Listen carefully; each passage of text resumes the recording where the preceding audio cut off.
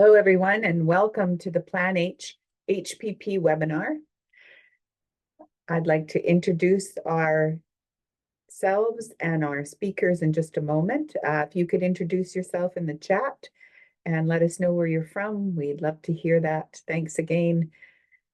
Calling out to Rex from Whistler and Ashley and other folks that are logging in. We appreciate that. Thank you so much for joining us today. We look forward to an exciting webinar that we've planned forward for you. This is the second webinar for this year. It's a local government series that PlanH hosts, creating public policy, how communities can strengthen child and youth mental well-being. We're calling it a path to resilience, and we'll get into more details as we go through the webinar. Next slide, please.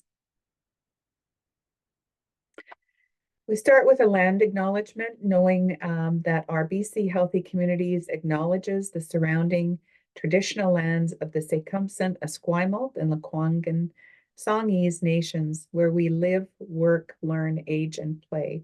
We're very grateful to be here, and we thank you. You can also situate yourself where you are. We'd be grateful for that in the chat. Thank you so much. Next slide.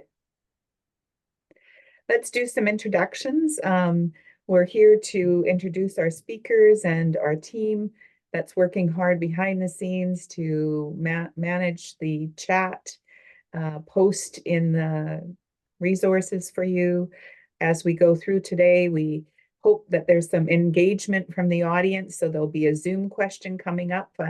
And so we hope that you'll participate and continue to put your names in the chat along with your land acknowledgement. Next slide, please.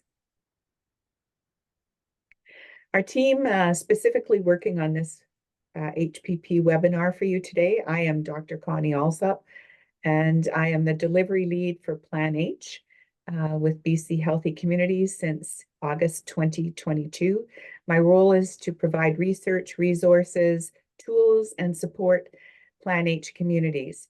My BCHC colleagues are working behind the scenes, and specifically today we have Monica advancing our slides, but she was working diligently with Lianne, our keynote speaker today, to provide and manage the document, the information session, and the handout that we have in the information sheet, as well as the tool that's posted on our website that you can go and download and review in depth all of the information that's provided today. So thank you to Monica, and next slide, please. Here's our speakers today, a sneak preview. I won't go into details about their background, other than to say that we have Teniola and Inder joining us from Mission as a PlanH HPP webinar grant community from 2023. We're delighted to hear all of their work that they've been doing, and we really want to celebrate that. And then Lianne Carley is our keynote speaker today, who is a strategist and policy analyst with Vancouver Coastal Health, who worked in depth, and we're just grateful for all of her information in the information guide and what she'll be sharing live today in the webinar. Next slide, please. Just a bit of housekeeping. We do have a 15-minute session towards the end, and we'd love to hear your questions specifically on the topic or anything that we can do to help. The session is being recorded today, so we will have that up on our YouTube channel in the next day or two, and you can share with your colleagues. We'd be grateful for that, as well as review it for yourself. There's a survey chat in the chat today. There's a survey link that'll be posted, and you can fill it out as we go, because we really highly value any feedback that you can provide for us as we go. So thank you to that. And next slide, please.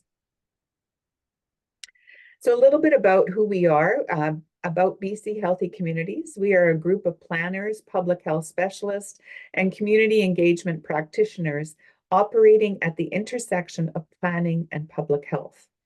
The next is, we are a province-wide nonprofit facilitating the ongoing development of communities where it's easier for people to live healthy and well, and we give cash grants to communities as well as a variety of supports to just provide as much as we can in tools and resources to help communities. Next slide, please.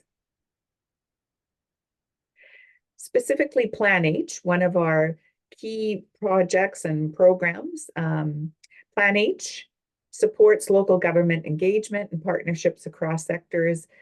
We are creating healthier communities, and we are a partnership with the Ministry of Health, supporting the province's healthy promotion strategies. Specifically, this year we had that in our grant applications for 2024, the new revised strategic plans. And today, this is a healthy public policy webinar series, specifically that we are looking to impact, change, update any of the public policies that are in municipalities and local governments to include some of the information that we have. And so that is part of our grant series. That is part of our supports to communities. And this would be one of the tools that we would be providing, is the Healthy Public Policy webinar series. Typically, we have 1 or 2 a year, and that just gives additional features and case studies of our communities that are doing good work. And so we love to feature BC communities. Next slide, please. So today's intention, specifically what our webinar is to be promoting today, is to discuss the role of local governments in promoting the mental well-being of children and youth through policy decisions. And so that's our examples of content, as well as showcasing one specific example of youth participation from the BC PlanH community of Mission. So we're delighted to feature our speakers today. I'll turn it over to our first speaker, which is Lianne Carley. I'll get her to introduce a little bit of her background, but she's got a wide scope of variety. And thank you, Lianne, for joining us. We're delighted to have you here today. Thanks. I don't, how much do you want me to go into my background? But essentially, I've been working for Vancouver Coastal Health for about 20 years, probably more, back when it was Vancouver Richmond Health Board. So I've been with it for quite a long time in various iterations, and I can tell you the work never gets boring because it's constantly changing. Today, I'm just going to check out Monica to see if I'm advancing at this point, looking at the thriving of children and youth and how it benefits local governments to do this, but really it's about benefiting children and youth at the center of this. So the purpose really is, for this 15 minutes that I'll be talking, to ground ourselves a little bit in the science. I can't go into too much depth in 15 minutes, so really we'll just be completely touching the surface of why healthy environments matter for child development. I'm not really going to be able to go into much in terms of the well-being data for children and youth in BC, but I will show you one indicator, and I'll talk a little bit about the data sources that are out there. We'll look just a little bit at the 4 protective factors that local governments really influence, and can't really go into the what, why, and how, but I'll touch on a little bit of that, and we'll focus in on one of them, which is participation. We'll ask you what your current state is, where you think your community is on, or at least invite you to reflect on where you think your communities are with regards to these protective factors, and then get you thinking a little bit about what else you think you need to make progress in these realms in your community. So just to start, really, this is the key thing here. Childhood is the most critical period of human development. It's just a fact, and it has to do with the brain. So you can see in this diagram here that at age 5, all the way up till middle adolescence, the brain is on fire in terms of the networks that it's making. In fact, it's really producing so many networks. It goes into a state called pruning, where when it stops using certain pathways, it will prune them to be more efficient. But you can see that the brain development is kind of the key in all of this. And it's, I don't know, it's not a mystery. It's actually it's just a fact. So the environment will impact brain development.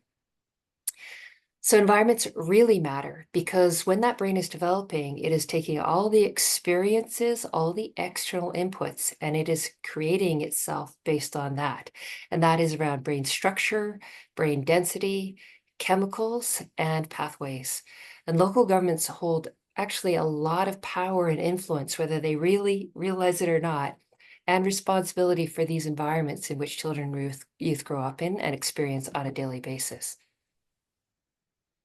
This is just one indication of how much environments matter. So this is from the Middle Development Instrument. It's combined data looking from 2012 to 2022, and it's combining grades 6 to 8 students in terms of those who are asked whether or not there were safe, welcoming environments or community spaces in their neighborhoods where they felt comfortable hanging out with their friends. Of those who said yes, 35% were thriving on the well-being index. And you can see what a difference it is for those who said no, there are no safe, welcoming environments or spaces where we can hang out in our neighborhoods. You can see that it's just over 10% of those kids were found also be thriving on the well-being index. And equally important is if they say they don't know, because you can imagine if you don't even know if there are welcoming spaces to hang out with your friends in your own neighborhood, that's going to be problematic as well. But this is just one illustration of how impactful it can be. So the Middle Development Instrument is going to be one of those data sources that really helps us to understand from the experience of young people what they're encountering in their lives. It's a very good data source, and there's an online database for that. So the Middle Development Instrument is one, the Youth Development Instrument, the Early Development Instrument, and the Adolescent Health Survey. Those are all key data sources for you to guide your work with. For the guides that were created, we did hone in on these 4 protective factors. There are many things that impact child and youth mental well-being. So for example, sleep. Sleep is key, but that's not one of the things that we focused in on here because we wanted to speak to the things that would be theoretically within the scope of a local government. So the 4 protective factors are social connections and belonging, play in all its iterations, participation, and safety. So the purpose of these guides really was to build awareness of how local governments impact the mental well-being of children and youth.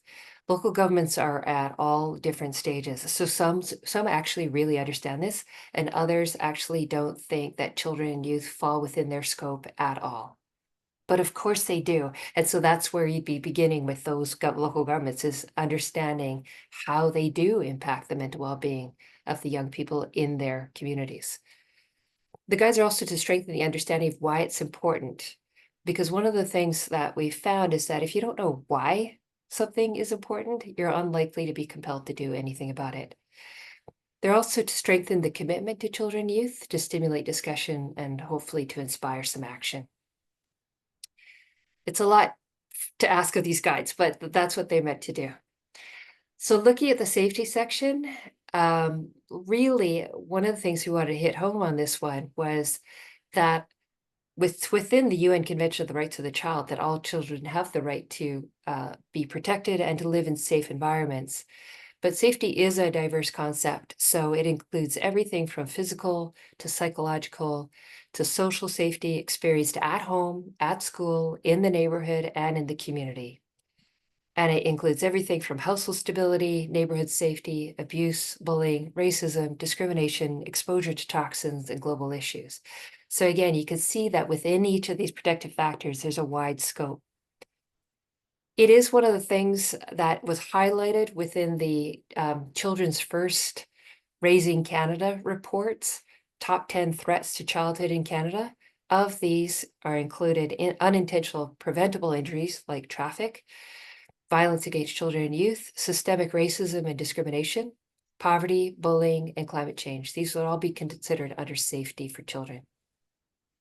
Now, within the guides, they do go into not just what it is in a very concrete way, but why it's important, how it links to the latest research, and then some examples of how.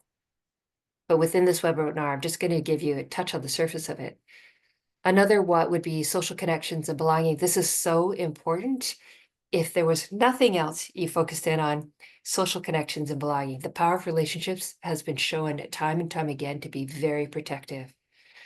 So social connectedness in the early years is basically reliant on a strong attachment to caregivers. That secure attachment relies on caregiver well-being. So it's just as important for caregivers to actually be connected themselves with strong social support and a feeling of belonging within their own community. But as children age, their environments and relationships expand. So that includes things like peers and childcare providers, educators, mentors, neighbors, and then other members of the community, like coaches. It strongly intersects with a sense of belonging. So social connectedness belonging has to go hand in hand. A feeling of belonging being that you're a member, that you're a member of one group that matters in some way to you. And it's about meaningful interactions, feeling valued and fitting well within a system. Play is also super diverse, so it includes a wide range of activities from sports, games, and music to beach days. And what we really try to highlight is the importance of unstructured and nature play. And we highlight within this guide also things like independent mobility for children and active travel. Active travel, particularly for young children, is play. So we're really wanting to get beyond the notion of just your standard recreation programs or playgrounds. That's kind of where we've landed in society, and we want to broaden it again to what it actually used to be, which is a way healthier range of play options for kids. So kids are hardwired in their brain for play because play is actually essential for brain development. So if the conditions allow for it, they will play. And if the conditions don't allow for it, they may still also try to play, but they can also be completely dissuaded, and it can really get in the way if the conditions don't allow for play at all. What we're seeing for trends in play is that children are spending less time playing, less public space for play, less outdoor play, more structured and supervised play. I mean, we all have heard the term play dates. That is a term that didn't used to exist 30 years ago. There's been a decrease in children's active travel and independent mobility, and this generation does have the reputation of being the backseat generation and the bubble wrap generation, which are two labels that I think we would be best to get rid of. And then they're looking at those data sources that I mentioned, the MDI, the YDI, the AHS. You'll see some indicators for BC in terms of how you can kind of get a sense of where we are with play within our province. And then the last one is participation. So again, this is within the UN Convention on the Rights of the Child, that all children have the right to participate in decisions that affect them. And the UN imposes no lower age limit for this. I think we need to underscore that. Participation includes things like internships, jobs, participation in planning and governance in local government, and other acts of citizenship. It can be one-off or ongoing, temporary, permanent, formal, informal, paid, or voluntary. So again, it is quite diverse in and of itself. And the full engagement of young people has to consider the heart, which is emotion, the feet, which is action, the head, which is cognition, and it has 5 key dimensions to it: competence, confidence, connection, caring, character, and then these all combined enable contribution. It's really important to have these all, they're called the 6 C's involved in participation. One of the things that how the Canadian Centre for Youth Engagement defines it is that the sustained and meaningful involvement of a young person in an activity with a focus outside of the self and involves the contribution to others or to the broader community. That's their definition of participation. One thing I wanted to show you was one of the examples that we include as an inspiring example of how to push beyond status quo in terms of local government action.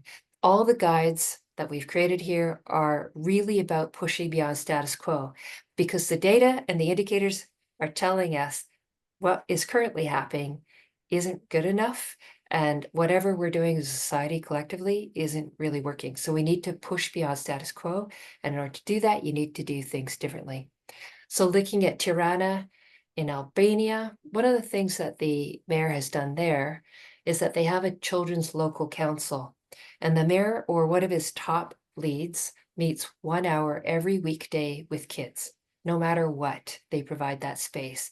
And it's not once a year, it's not once a month, it's 1 hour every weekday. And they just listen and engage. And one of the issues that was raised during one of these sessions was a need for friendlier urban environments around schools. So coming out of that, planners then arranged on weekends to go biking with kids around these areas for the kids to point out what they wanted fixed. Also, once a month, high school students are invited to take over city administration. So once a month, this happens. And one student becomes the mayor and others become the directors. It's a really great introduction to local government and this entity that really controls a lot of the environments in which they're living, playing, and growing up in. And I'll end on this quote from one of the urban planners in Tirana, who said that all of these children coming into City Hall, they're really open-minded. They have new ideas and they don't mind at all throwing away something that wouldn't be typical for city employees. Making kids part of that process is really important and inspiring for us. So at this point here, I'll invite you to think about participation and what grade you think you'd give your local government in terms of diverse, meaningful opportunities for children and youth of all ages to participate in municipal affairs and actions. So what grade would you give them? And Connie, am I handing it back over maybe to Monica are you bringing up a poll at this point? Sorry, I'm just trying to bring the poll up right now. I'm just trying Okay. to actually hop up here. Give me a second. Yes, and we're asking the audience to do their polling, and then we'll summarize it, or I'll leave it to you, Lianne, maybe to summarize what research we find out from the audience. So please go ahead and fill out the polling. So think about how you would grade your local government in terms of participation opportunities for children and youth of all ages, opportunities that are diverse, that are meaningful, won't hold anyone accountable. So 0 being not good at all, 5 being off the charts, great. Yeah, we've got about more than half of the people have taken part in the poll already. Let it go a few seconds longer, maybe, because they're still coming in fast. I'll share it with you after. That's exciting. We're getting feedback on what people in BC are finding in terms of participation. We're looking forward to hearing that. Okay, I'm gonna cut it off right now. And share the results. Can you guys see them? I can't. No. But Monica, maybe take control back of the screen.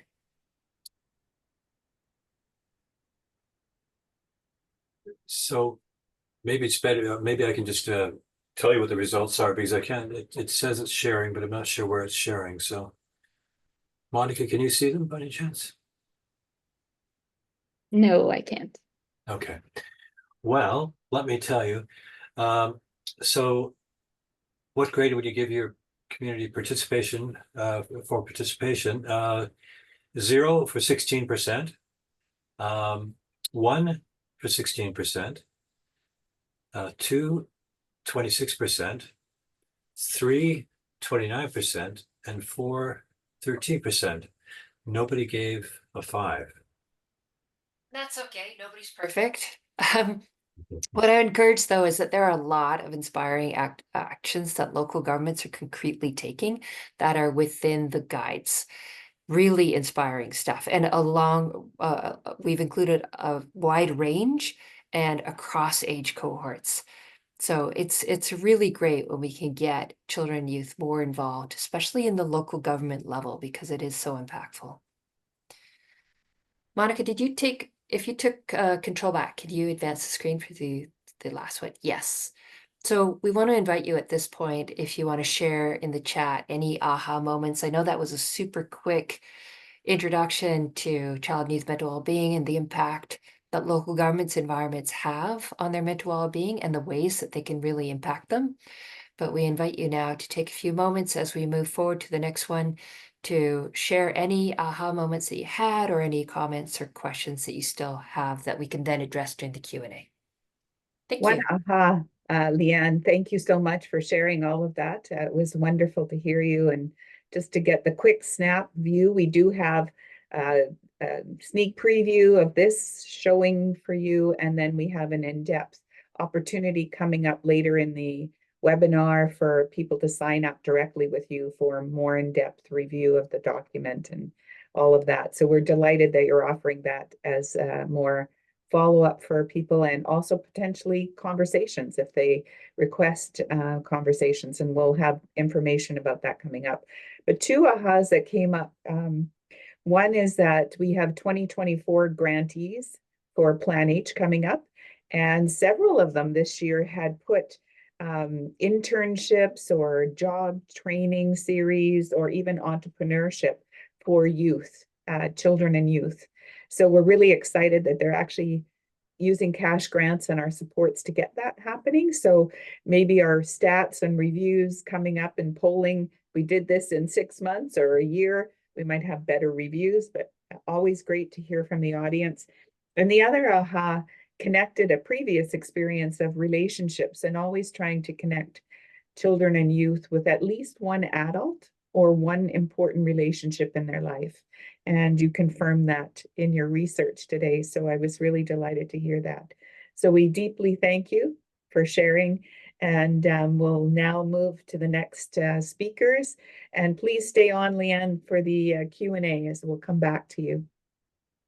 So now we have Teniola and Inder sharing from Mission. This is a case study of 2023 PlanH Grant Community, and they were involving children and youth. And as we begin to hear about their story and their actions, we're really excited to see how this is impacting healthy public policy. So I'll turn it over to them now. Thank you.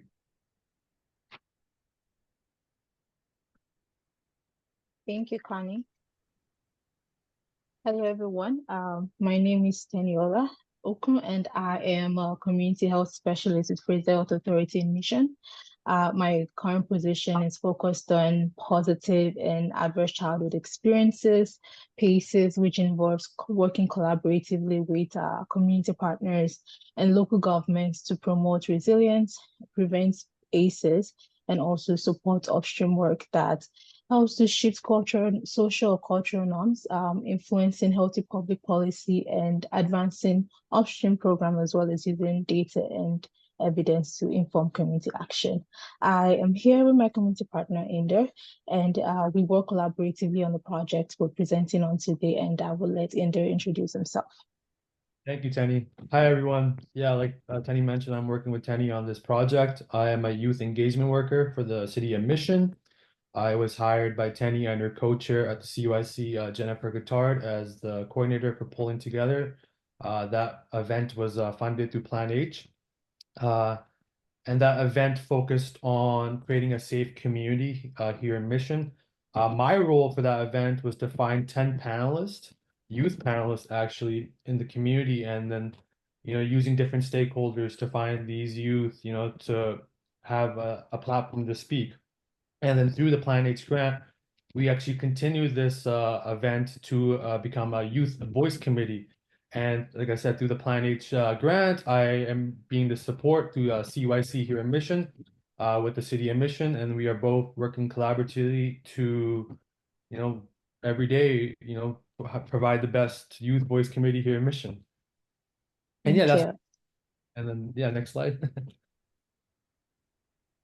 So a project that was funded through the PlanH Healthy Public Policy Grant included the youth panel conversation, as Inder mentioned, and establishing a youth voice committee in Mission. Next slide.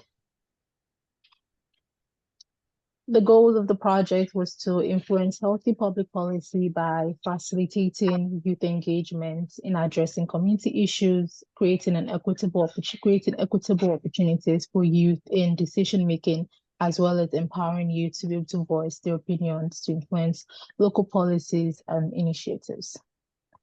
Next slide. So this is a picture of our youth panel conversation, showing our youth panelists on the stage discussing the 2023 Pulling Together Conference theme, which was safer communities and restorative justice. The Child and Youth Committee in Mission is a committee that has been organizing an event called the Pulling Together Conference that Inder mentioned, and over a decade, we've been having this event. However, historically, youth were not involved in a conference or a community consultation. And now the City of Mission and the CYC will focus on equity, inclusion, removing barriers as well as ensuring youth participation in the planning. So for this year, the CYC introduced the youth panel conversation that would offer youth a platform to influence the event as well as the community. So the PlanH grant was able to allow the CYC include youth this year. And for the event, we had about 50 youth that attended around the age of 12 to 18, and we had 10 of them, as you can see on the photo, serving as a panelist, and the PlanH Fund was able to help provide meals, transportation, honorariums for the youth attendees to ensure accessibility as well as recognizing their contributions. Yeah, and just to add to Tenny's points, the purpose of the event, like I said before, was to give youth a platform to speak, right? Because like Tenny mentioned, they've never actually attended this event before. And for the panelists, we wanted to focus on equity lens, we wanted to provide an accurate representation of youth here in Mission. And one of the representations was, because it is restorative practice, we actually wanted to have also an Indigenous lens, just to provide more, like I said, equity and diversity to the panelists. And so pretty much how I gathered these youth, we use stakeholders like, school officials such as, liaison workers, youth workers, other community agencies, and city members. So that's kind of how I gathered all these youth, and put them, together. And like Tenny mentioned, we had 40 youth attend the event. And there's never been youth attending this event before, so that was a first. And through PlanH, we actually gave honorariums to the youth, because in my opinion, we always need incentives for youth to come out to these, events. And like, again, what Tenny mentioned, we had 50 youth attend the event. So I think we had 200 people attend the event and 50 of them were youth. 40 attended and 10 were the panelists that you see in the picture. And the way we planned this youth panel, like I wanted to be very strategic. We actually met weekly during the month of September. So a month prior, we actually practiced going over the questions, because I didn't want the youth to just go on stage and not be prepared. So we wanted to prepare them as much as possible, give them as much comfortability as possible. And Chris Lenchen, who was our keynote speaker for the event, he actually helped moderate the youth panel just because he is his expertise is in restorative practices. And that's another reason why we had an Indigenous lens to it, because restorative practices to me is very Indigenous in its history. And yeah, that's just the youth panel conversation that happened in last October. And if we can move on to the next slide, please. Yeah, so following the youth panel conversation, these were some of the feedback we got from the youth, just to let us know what they thought about being part of the youth panel. Yeah, and just to add to Tenny's point, so pretty much some stuff that people said, youth said, was that it was a great learning experience. They also said that they enjoyed getting to hear other people's experiences and the diversity that came from the event.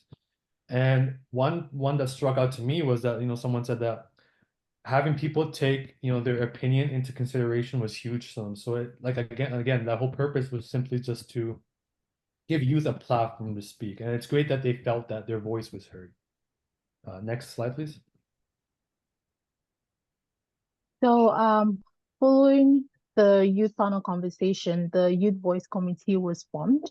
And the Youth Voice Committee is made up of 22 dedicated youth. So we have 22 youth that are committed to being part of the Youth Voice Committee. They're enthusiastic about it and they're always happy to be part of meetings. They always voice their opinions. And like I said, it was formed to ensure that ongoing engagement beyond the annual conference. And the interesting thing about the Youth Voice Committee, it's officially recognized by the City of Mission. And what I mean by that is the committee is a committee of council, whereby there is a counselor from the council that's connected to the Youth Voice Committee to support the youth voice, as well as also providing that access for the youth to be able to voice their opinions, to do presentations to council, and also that opportunity to influence policies in local government. Yeah, and to add to Tenny's points again, we didn't want this to become a one-day type of thing. We didn't want to promise you like, hey, there's this all this, stuff that's happening in your mission, and just it ends in October, right? So we wanted to continue to, use PlanH and use the money that was provided to us to actually help give youth rights. So actually the CYC, like Tenny mentioned, and the city actually got involved together to create one youth voice committee. The city adds the stability aspect to this youth voice committee as they can continue on hopefully for years and years and years. And like we said, we had 50 youth attend the event. So a lot of them came out to me after the event and they were, interested in like, hey, how can I get involved in this youth voice committee? So in January, we actually held a orientation, just to give youth, just more information about what the youth voice committee is going to consist of. And we had over 40 youth attend the event, attend the orientation. And we actually have 22 dedicated youth now that were sworn in by city council. So they're formalizing this youth voice committee. So that's awesome. And then, yeah, like Kenny mentioned, PlanH is, going to be funding the youth voice committee as of right now. So we use that to pretty much, get transportation like bus passes, food, gift cards for the youth. And the cool thing about this youth voice committee is like they actually didn't even want any incentives, but for me, it's like I still think if you put in the work, you should get, something in return. So that was a unique aspect, that money or something didn't matter to them, right? So it's because they actually want to work in policy making. And so we decided that the meetings will be monthly. Again, the youth, they want to do it like weekly or even bi-weekly. Just from city council's perspective, they wanted to do monthly, so we're still working on that. The city mission created a terms of reference that binds the city council and the youth voice committee members together. Like it's going to be a contract. I wish I had the terms of reference with me right now because I know this event also focuses on public policy. So in the future, if anyone is interested in, once the terms of references is completed, they can email Tenny or me, and we could always send that forward if anyone else is, interested in starting a youth voice committee in, their own municipality. Next slide, please. So this is an example of one of the projects that the Youth Voice are involved in. This is engagement that we had with the Youth Voice Committee about a week ago or so, I think, Inder. And this is around the update for mission official plan. So the mission is updating the official city plan, and that involves engaging youth to come to meet with the city, to influence policies, to voice their opinions about what kind of policies like they would like to see in the new official plan. And this was just some of the conversations we had with the youth about what they like about the community and what they like least about the community, just to hear from them what policies they would like to see around transportation, around the use of community spaces. And the great thing about this is that this project, this engagement project with the youth is also funded by the PlanH grants for this year. The city applied again to have a grant that will focus on youth engagement and updating the mission OCP. So the youth voice that was already established through the LAD grants is directly involved in this engagement. So it's nice to see that sustainability from the previous project to this project where youth are voicing their opinions, they're influencing policies, and are being part of, they're being involved in local government. Things to add in there? Yeah, just to add to that, like Tenny said, the PlanH grant was extended. I think that allows, a lot of stability to be, going forward, just because, like I said, we didn't want the October event to just end. We didn't want the Youth Voice Committee once PlanH grant for this year ends. So that the fact that it is being continued through the OCP and PlanH grant just allows, hopefully, this, Youth Voice Committee to continue on for years and years and years. Because that was actually one of the goals. That was actually one of the things that we talked about during this meeting. The youth presented, like they were like, hey, how can we target middle school kids as well, so that they can be the next source of Youth Voice Committee members here in Mission. So that's huge. The PlanH grant was extended for the ongoing future. Next slide, please.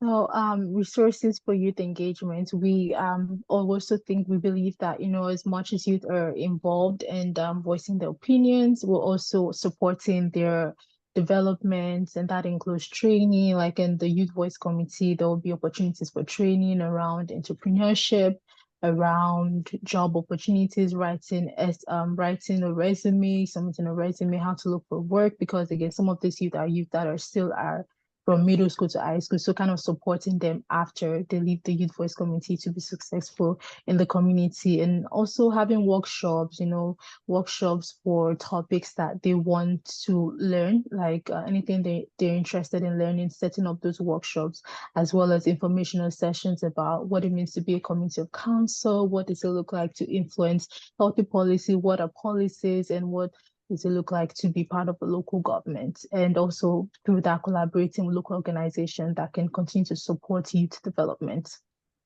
Yeah, just to quickly touch on that, a lot of these youth, they don't really have, any, experience in public policy, right? So just do these trainings and workshops, just, allowing them to know how, municipalities work, so I think that's the biggest thing for us is bring outside agencies like the OTP, just to provide more information on what, public policy is, because I'm still learning about public policy, right? So if I'm still learning about it, the youth, are going to be overwhelmed. So it's good that we have, these training sessions like Tenny said, workshops, just to give them more information about, what their future, can hold. Next slide, please. Yeah, future vision for youth engagement. The future vision is definitely continuous collaboration with the community, with the city, with council, and with the youth to make sure that that collaboration continues from one cohort to another cohort to make sure that it lasts for a long time, as well as also evaluating the Youth Voice Committee to see what strategies are effective, what is working, what's not working, and how we can continue to support youth in the committee. And the last one is sustainable framework for sustainable framework in terms of frameworks that are being used for any projects or initiatives, and making sure that there's that framework that if one cohort use this framework, the next cohort of youth after one cohort has graduated can also use that to help any project or initiatives that the youth voice may be involved in the community. So those are the visions we have to make sure that the youth voice committee is sustained, and also they are empowered and supported. Yeah, and just to quickly touch on that, like some examples of policies or topics that youth express is transportation. Busing is one of the biggest concerns of them. Other concerns are recreational activities, and lastly like other access to community agencies such as Foundry, right? So these are aspects that they want to focus on going forward. That was our presentation. Thank you, everyone. Yeah, thank you everyone for listening. Thank you so much. Well, thank you so much to Mission. We appreciate this work, that partnerships you've begun, and with the youth together, and also the opportunity for youth to have a voice in what's going on in their community. We're delighted to hear that they're continuing and that this has sparked something that may continue to be sustainable in the future. And I guess one of the things takeaway that I had about this was that as these partnerships begin, this terms of reference is emerging. And so I'll ask maybe Mission, Inder, and Teniola if you could share that with us. And when we get that from you, we'll follow up with a blog post. We have a regular e-news going out. I think we have about 4,000 people on our e-news. And so we will happily send that terms of reference if we can share that to a broader audience. So stay tuned for the blog post following this HPP webinar in one of our upcoming e-news. Just a little promotion there on that. And we'll invite Lianne Carley to join us for the Q&A now. We have a few questions coming, and if the audience wants to continue to post more, we'd be delighted to share that. If we could just get the faces on the cameras and take out the slide at this point. Thanks, Monica. So one of the questions that came up was for Mission. If you could talk a little bit about how youth were originally chosen to attend the event and then to continue, because I think that might come in your terms of reference, but it's how did you go recruit? Where did you contact them in social media? Did you show up at playgrounds, at spots? Like, where'd you find them? And that was actually my role, right? When I was reaching out to youth, a lot of them after like during the event was like, "Hey, Inder, what do you even do? Like, what's your role?" Like, you just emailed me all of a sudden. Like, someone told me like, so what I reached out to a lot of stakeholders in the mission community. Like, so like an example would be like the school district, right? So I actually reached out to, let's say, the Indigenous liaison youth workers. I reached out to the youth workers and I asked them, "Hey, like, are there some youth that you believe, that might be good for like, the panel and stuff like that before we even went to the Youth Voice Committee." Just because I wanted to have a distinct type of, and I know this isn't generally the way to do it. I wanted to have a distinct type of panelist. I wanted to have a little more outgoing, and even sometimes I kind of want like even shy people, right? Just to push them a little bit, just to make them comfortable. So we wanted to have like access to different resources because I didn't want to just have only school. So I also went into other agencies like Youth Unlimited, which is actually a space where youth actually have housing from 8:30 to 4:30 here in Mission. So I try to use different stakeholders in the sense of, community agencies, schools, and I worked with youth workers. Youth workers is the biggest thing for me, just because I think youth workers have one of the biggest rapports here in Mission. And so I used a lot, like, worked with them just to gather, hey, what youth do you think will be, possible? Even at the child and youth care meetings, we sat down. So yeah, the biggest thing for me was just reaching out to eight different stakeholders pretty much just to find the youth. And I wish I did a better job of, maybe letting the youth know what my role was. So that just to answer that question, that was just working with different stakeholders really. And just to add to that, I think also, and one thing about Inder, like when I started working with him, is I recognized the rapport that he had with a lot of the youth he worked with. And I think they saw him as a safe adult. And that connection that he had, he was able to leverage on that to engage a lot of youth to attend the conference, because one of the community partners was saying like, wow, they've never seen this much youth attend a conference or attend anything. And she highlighted that they can see because of the relationship the youth had with Inder, because of that safety, that stable, safe relationship that they see and connected with him, that gave them that trust to be able to want to be involved in that. So I think also engaging with someone that youths have this, feel like they have this relationship with, will help to engage more youth in things like this. So yeah. It sounds like what Lianne was talking about, a little bit about the relationship building and just being where they are, right? And reaching out to them and giving them an opportunity to how to share their voice, and that you're interested, right? And that key relationship development. And thank you for sharing some of the ways that you found them. I guess from what you've said, I understand that they were from different schools. So that was one of the questions the person asked. We do have another question coming in, and I might shift this to Lianne. So Lianne, will love to hear from you this question.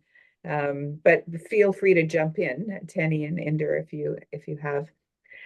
Do you have any resources or suggestions on how to shift a council's mindset from focusing on core activities such as water, sewer, and roads to understanding their unique role in impacting youth and mental well-being?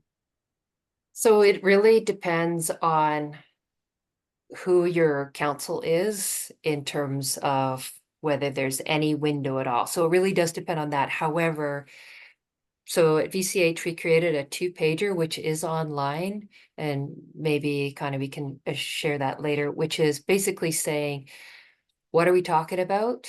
What does it look like? Why it's important. So it's on 2 pages, how you as a local government impact the mental well-being of children and youth.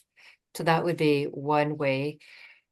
One time that what we did in Squamish, this is going a while back, is that we actually did a community-wide presentation of data on the EDI, so the Early Development Instrument, and the vulnerabilities that we were seeing in kindergarten age children. And we combined that with community health data, but in the audience were some council members and the mayor, and they were shocked at how poorly their kids were doing. And then we got invited to council to then directly speak to council. And that really got their interest actually in showing up for children and youth. And it got woven into their OCP in many important ways. So that's another way. Another thing would be to basically invite them to an information session. So I'm going to be doing a 30-minute information session on those guides on how local governments impact the mental well-being of children and youth. It's only 30 minutes of their time. They may be more compelled once they have a better understanding of why it's important and how they do it potentially within their scope. Because the interesting thing here is you cannot layer another thing on local governments. You have to integrate it into how they're already doing things, because they're saddled with so much. So that would lead me to the last thing, which is find maybe the window. So if, like, a lot of regional districts are only focused on keeping the lights on, so like sewer, water, roads, maybe road is the N word on that one, because roads actually should be more than just moving cars. And we do have a Ministry of Transportation active transportation strategy, which is about that. So that's what I have to say on that. It's a lot of contextual stuff, and I'm available if you want to be brainstorming with me on that one. And we do have a resource sheet that we share and follow up with the email in a copy of the webinar and a resource page to go deeper. And again, we post in a blog post. So it's a way of keeping the conversation going. And I think that's also what you offered along with those webinars, Lianne. If people come for the 30 minutes and they want to talk more or discuss what's in that content between peers, that can be facilitated as well. And so it's an opportunity to begin and grow and step by step learn together.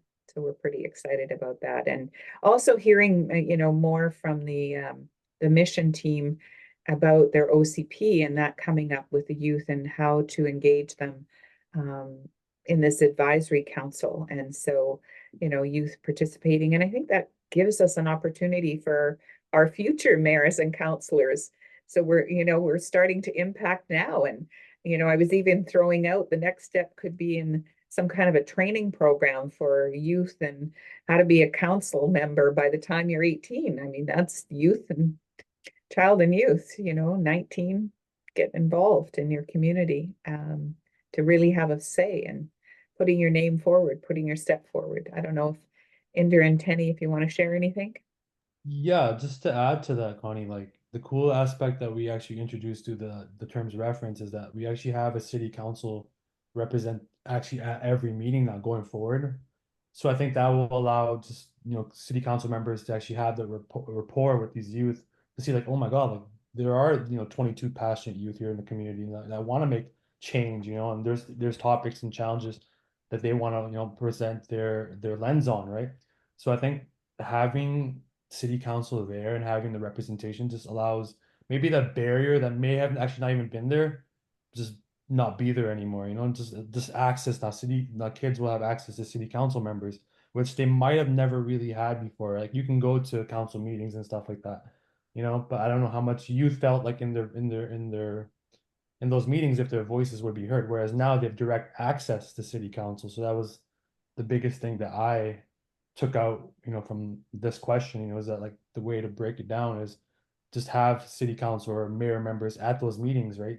The youth voice committee meetings, and they can see that, hey, like, there are 22 youth here that want to make a change, So I think that's the biggest thing for me is like Lianne said, is getting those members, city council, mayors, to these information sessions or youth voice committee sessions. Yeah.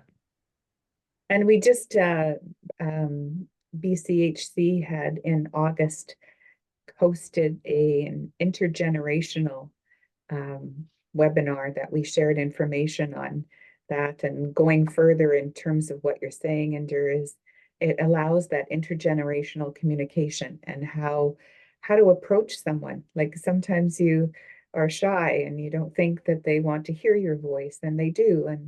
And also for adults, like, I mean, I heard from my mother one time she wouldn't go to the mall because there was a bunch of youth standing in front of the door. And it was like, what?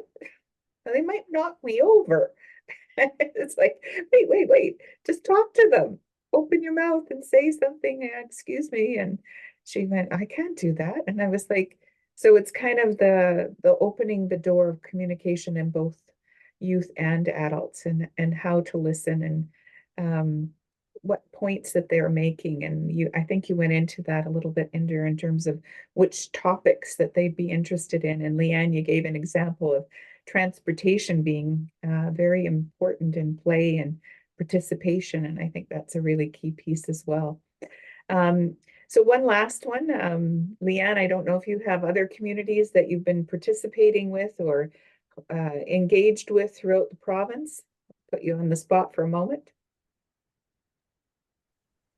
Well, one thing that we've done within the Vancouver Coastal Health region is that we, through relationships, existing relationships, we reached out to local government staff to ask them if there was something in particular that they wanted to work on with regards to local government action on the mental well-being of children and youth, and that we would not only provide some seed funding for it, but we would work alongside them with this. And so we're just in the early stages of that. We've now got projects going in every part of our health region, and it ranges from actually young people participating in the OCP in the Sunshine Coast area, to, in one of my areas in Squamish, it is how do we use the Youth Climate Corps to help to move forward on those 4 protective factors. So they would normally just be talking to kids about sustainability, but actually it connects into all 4 of those protective factors.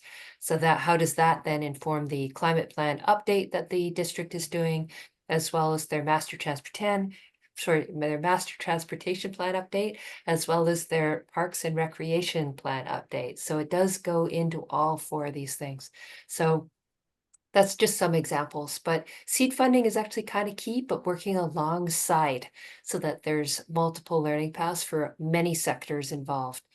That's one of the things that we're doing within our health region.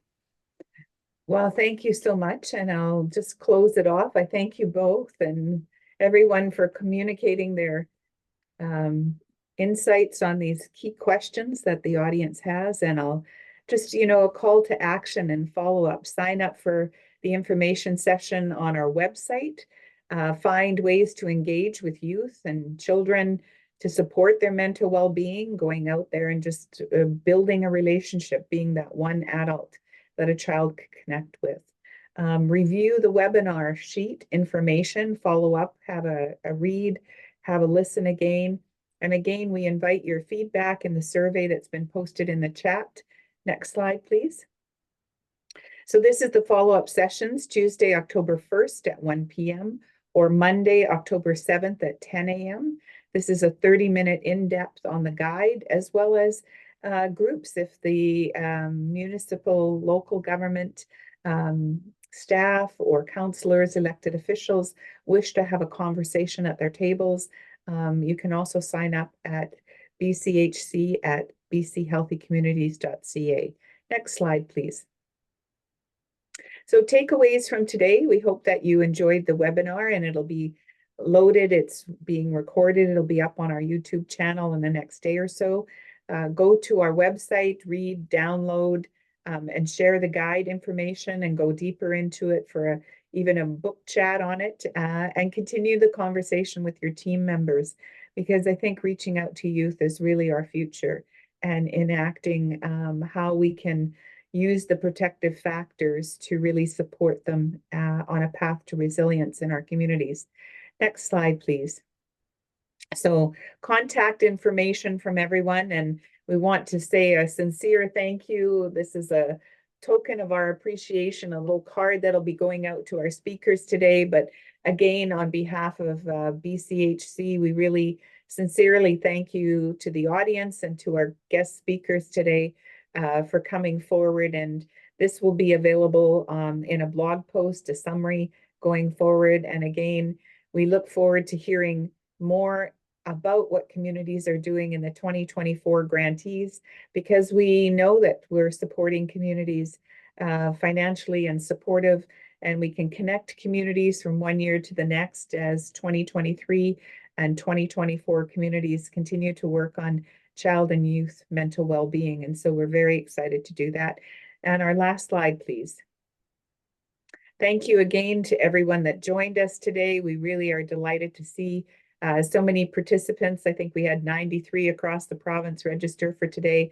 So we're delighted to continue the conversation. Please visit our website, bchealthycommunities.ca, sponsored by PlanH and our BCHC team. Thank you for joining us today, and we look forward to continuing the conversation and follow up in our e-news. Thank you.